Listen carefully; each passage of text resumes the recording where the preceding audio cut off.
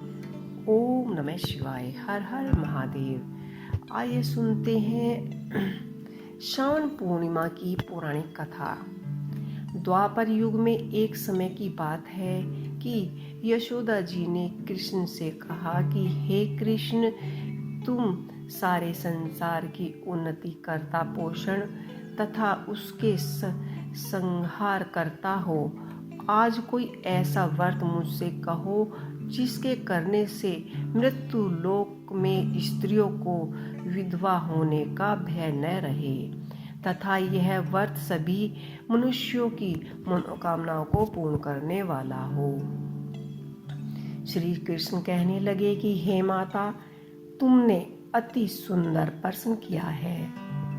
मैं तुमसे ऐसे ही व्रत को विस्तार से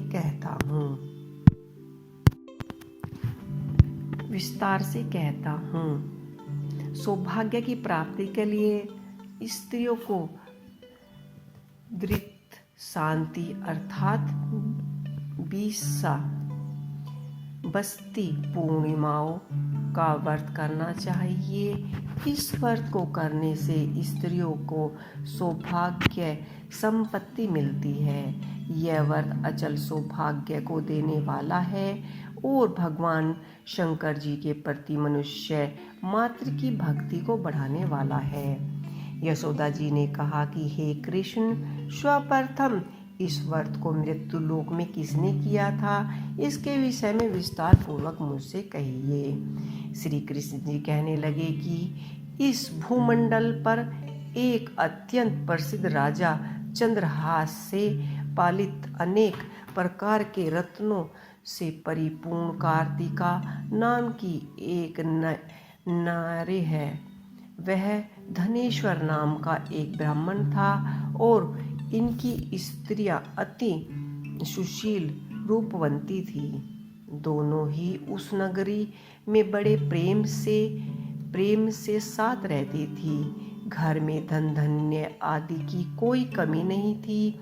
उनको एक बड़ा ही दुख था, उनकी कोई संतान न थी, जिसकी वजह से वह बहुत ही दुखी रहती थी।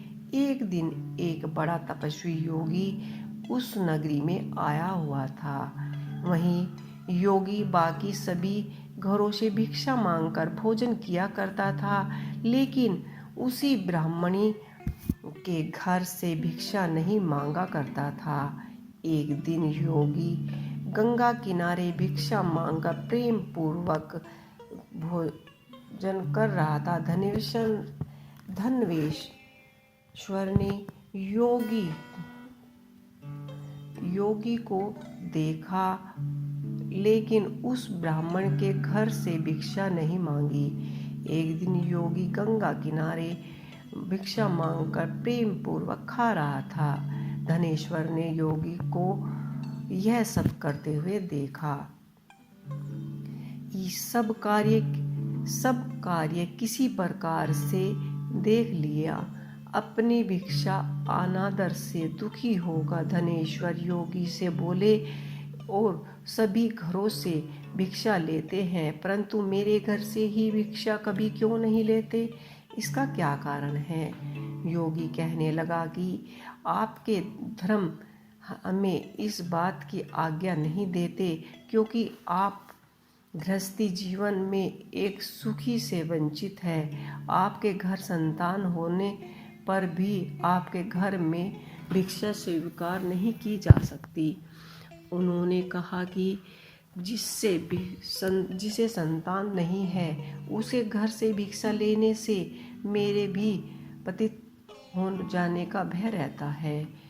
धनेश्वर यह सब बातें सुनकर बहुत ही दुखी हुआ और उसने हाथ जोड़कर योगी के पैरों में गिर पड़ा तथा दुखी मन से कहने लगा कि आप मुझे संतान प्राप्ति के उपाय बताएं। आप स्वर्गज्ञ हैं, मुझ पर अवश्य ही यह कृपा कर दीजिए।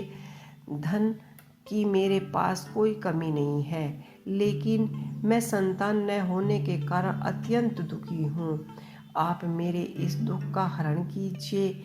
यह सुनकर योगी कहने लगा कि तुम चंडी की आराधना करो। घर पहुंचकर उन्होंने यह सारी बातें अपनी पत्नी को कह बताई और खुद वन में चला गया।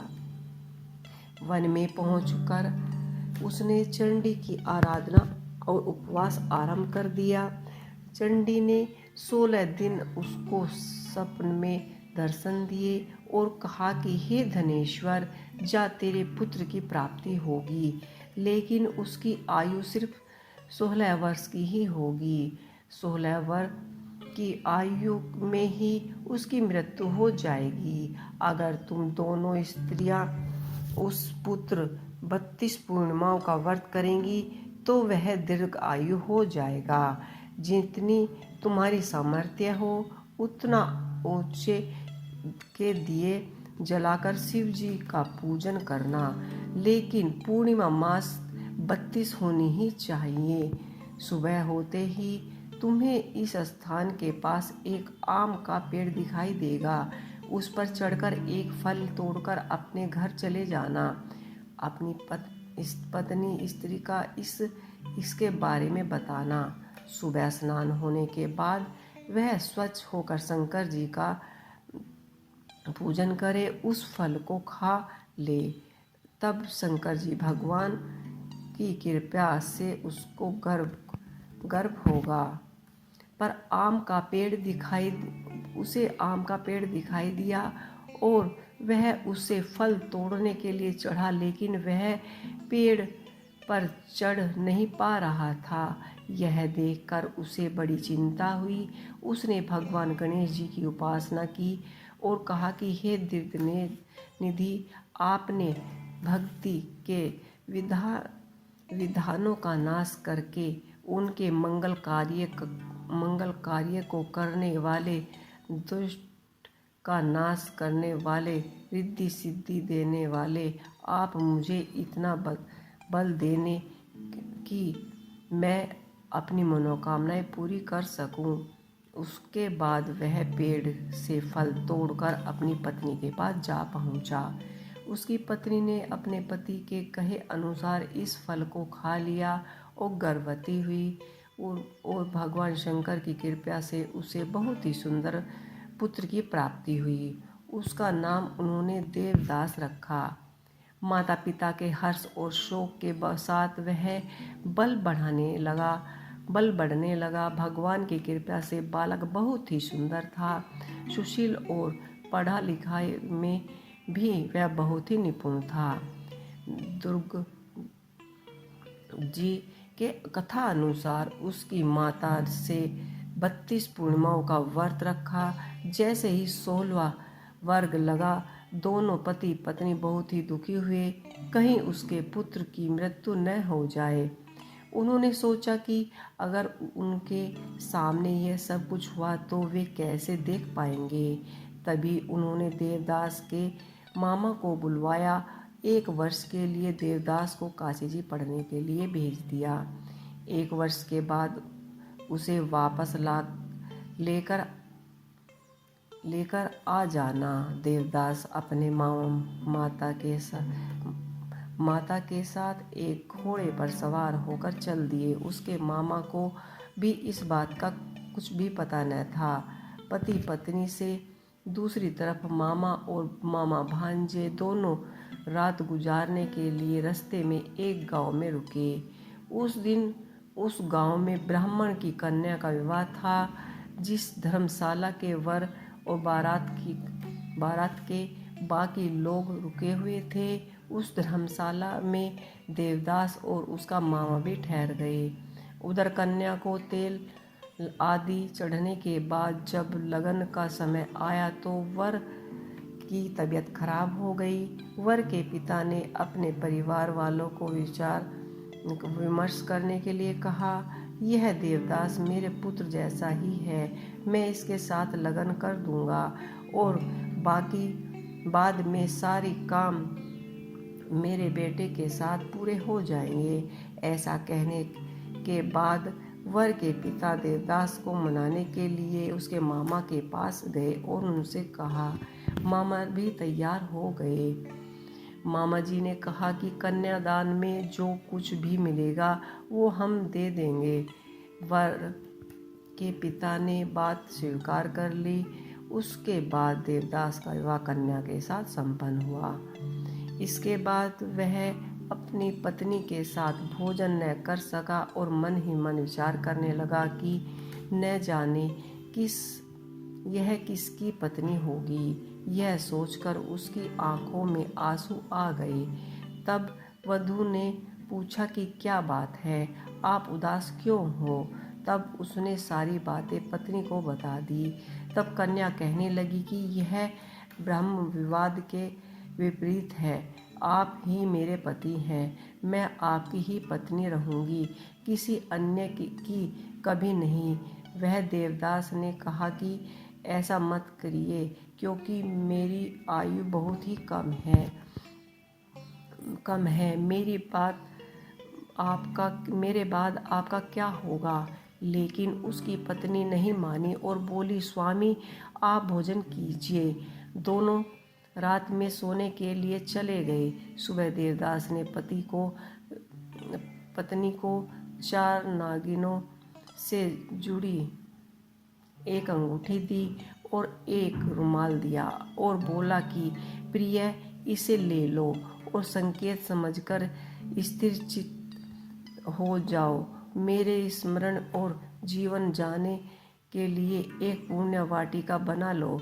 उसमें सुगंधित वाले एक नव मालिका लगा लो। उनको प्रतिदिन जल से सींचा करो और आनंद के साथ खेलो कूदो। जिस समय और जिस दिन मेरा मरण होगा उस दिन यह फूल सूख जाएंगे। जब यह फिर से हरे हो जाएंगे तो जान लेना कि मैं जीवित हूँ। यह समझकर वह वहाँ से चला गया। उसके बाद जब वर और बाकी बारात मंडप से आई तो कन्या ने उसे देखकर कहा कि यह मेरा पति नहीं है। मेरा पति वह है जिसके साथ मेरा विवाह हुआ है। इसके साथ मेरा विवाह नहीं हुआ है। अगर यह वही है तो यह बताइए कि मैंने इसके किए क्या दिया। साथ ही कन्यादान के साथ को आभूषण मिले उन्हें दिया। कन्या की यह सारी बात सुनकर वह कहने लगे कि यह सब नहीं जानता। इसके बाद सारी बारात वहाँ से अपमानित होकर वापस चली गई। भगवान श्री कृष्ण बोले कि हे माता, इसी प्रकार देवदास काशी जी चला गया। कुछ समय जब बीत गए तो एक सर्प आपको डसने के लिए वहाँ आया, लेकिन वह उसको काट नहीं पाएगा, क्योंकि उसकी माता ने पहले ही 32 पूर्णिमाओं का व्रत किया हुआ था। उसके बाद खुद काल वहाँ पहुँचा। भगवान ने की कृपा से तभी वहाँ माता पार्वती और भगवान गणेश जी आ गए। देवदास को मूर्छित दशा में देखकर माता पार्वती ने भगवान शिव से प्रार्थना की कि हे महाराज, इस बालक को मृत्यु न दें। 32 पूर्णिमा के व्रत कर लिए हैं। इसकी माता ने 32 पूर्णिमाओं के व्रत किए हैं। आप इसको वरदान दे। भगवान शिव ने माता पार्वती के कहने पर उसे प्राणदान दे दिए। उधर उसकी पत्नी उसके काल की परीक्षा कर रही थी। उसकी पत्नी ने जाकर देखा कि पुष्प और पत्र दोनों ही नहीं है, तो उसको बहुत ही आश्चर्य हुआ। और जब उसने देखा कि पुष्प वाटिका फिर से हरी हो गई है तो वह समझ गई कि उसका पति जिंदा है। उसके बाद वह बहुत ही प्रसन्न होकर अपने पिता से कहने लगी कि मेरे पति जीवित हैं, उनको ढूंढिए। जब 16वां वर्ष व्यतीत हो गया तो देवदास भी अपने मामा के साथ काशी से चल दिए। इधर उसकी पत्नी के परिवार वाले उन्हें ढूंढने जा रहे थे कि उन्होंने देखा कि देवदास और उसका मामा उधर ही आ रहे हैं। उसको देखकर उन्हें ससुर बहुत ही प्रसन्न हुए और उन्हें आदर के साथ अपने घर ले आए। वहाँ सारा वह घर इकट्ठा हो गया और कन्या ने भी उन्हें पहचान लिया। देवदास के इसके बाद अपनी पत्नी और मामा को लेकर वहाँ से चले गए। उसके ससुर ने भी उसे बहुत धन दहेज दिया। जब वह अपने घर की तरफ चल रहे थे तो उसके माता पिता को लोगों ने खबर दी कि तुम्हारे पुत्र देवदास अपनी पत्नी और मामा के साथ आ रहे हैं। ऐसा समाचार सुनकर पहले तो उन्हें विश्वास नहीं हुआ, लेकिन जब देवदास आया तो उसने अपने माता पिता के पैर छुए और देवदास के माता पिता ने उनका माथा चूमा और दोनों को अपने सीने से लगा लिया। दोनों के आने की खुशी में धनेश्वर ने बहुत दान और दक्षिणा ब्राह्मणों को दान किया। तो श्री कृष्ण जी कहते हैं कि इस तरह धनेश्वर को 32 पूर्णिमाओं को व्रत के प्रभाव से संतान की प्राप्ति हुई। जो स्त्री इस व्रत को करती है वह जन्मांतरों तथा विधव का दुख नहीं भोगती और सदैव सौभाग्यवती रहती है। यह मेरा वचन है। यह व्रत संतान देने वाला है और सभी मनोकामनाओं को पूर्ण करने वाला है। तो ये है सावन मास की पूर्णिमा की पौराणिक कथा। आप लोगों को कैसी लगी मुझे कमेंट बॉक्स में लिख के अवश्य ही बताइएगा और ये कहानी अवश्य ही सुनिएगा। ओम नमः शिवाय।